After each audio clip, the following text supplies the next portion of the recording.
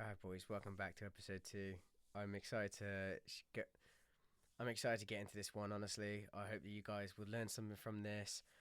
There's going to be a lot of things that I go through in this video that some people won't explain, but for now it's for the person who understands PVSRA.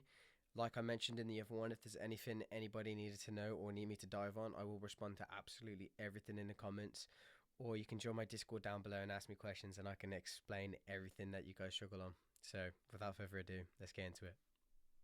Making videos. I ain't stopped. I want to make more videos. But anyway, getting into it. Look, so market makers build longs above key areas and they build shorts below key areas. So when they're accumulating, you're going to be looking to determine, okay, where the whole numbers sat at and where they do when they're buying. And then if you're in a distribution phase and you want to see prices marked down further, you're looking for where the whole numbers, where the half numbers, and where are they selling the most. So a quick representation of that is, if you pay attention to the white lines I've got marked on the chart, I know there's quite a bit on my chart right now, but look, this is the 21,000 zone. This is the 22,000 zone. So they're both half numbers. They're both whole numbers, and in the middle we've got the whole number. You can see I've drawn this on the chart. This is what I'm looking for. I'm looking for the rise, test of the level to act as support, and then shift out. Because half numbers are, when we refer to the half numbers, we're referring to them as, is the half number point going to be the point in the chart where it leads to the next whole number?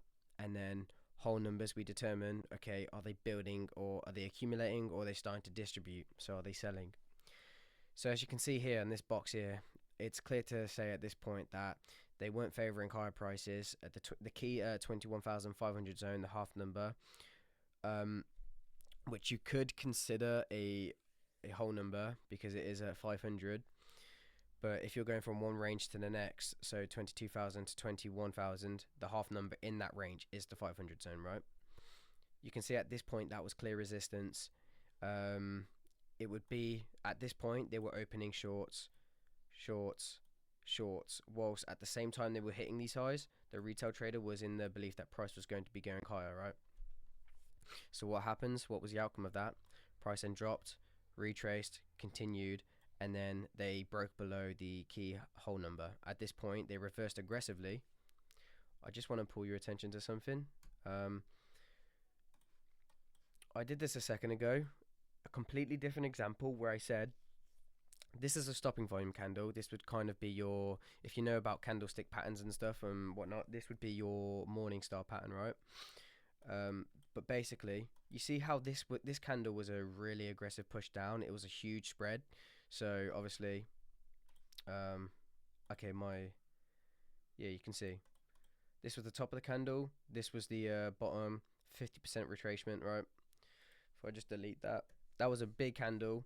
If I pull up the volume, actually, wait, I shouldn't have done that yet.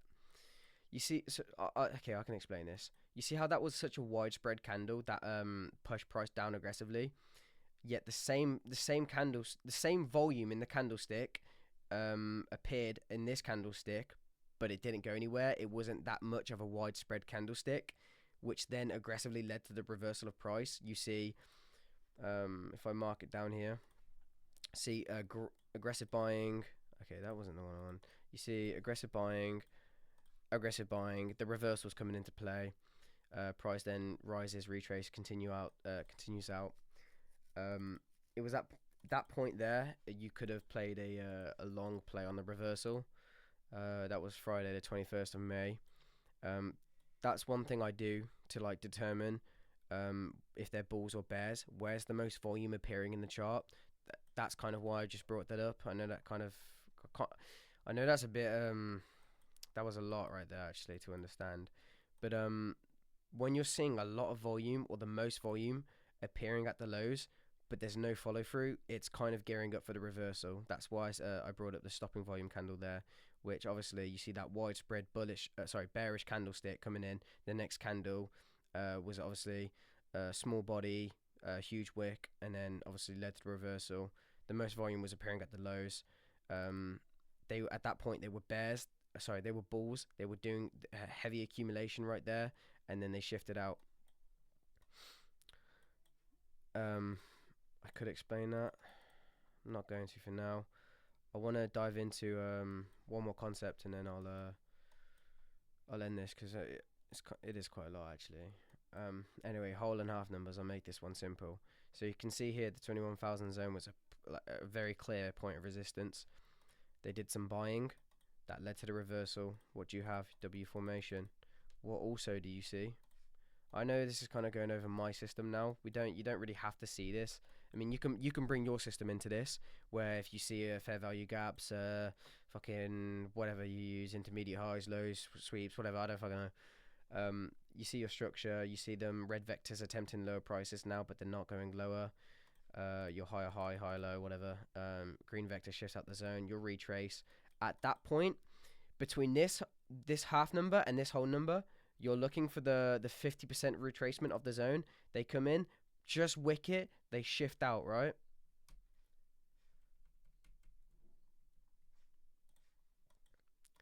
You can see that they're no longer breaking down beyond this point. They obviously favor higher prices. Accumulation, accumulation, accumulation, shift out, accumulation, shift out, accumulation, shift out. Building their longs below key areas. So for instance, the key area was the 500 zone, and then it was at this point where you have the belief that price is going to actually end up making it to the 22,000 zone, which that happened.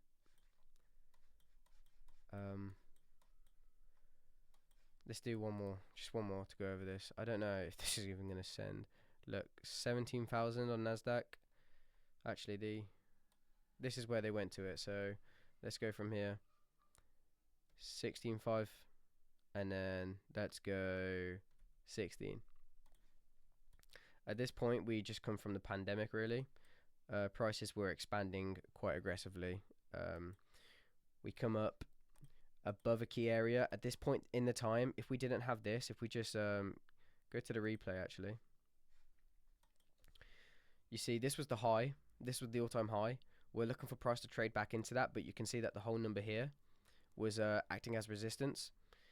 This white line is the 200 EMA, so it would be you could even say, if we take the 50% fib, you see that they're buying here.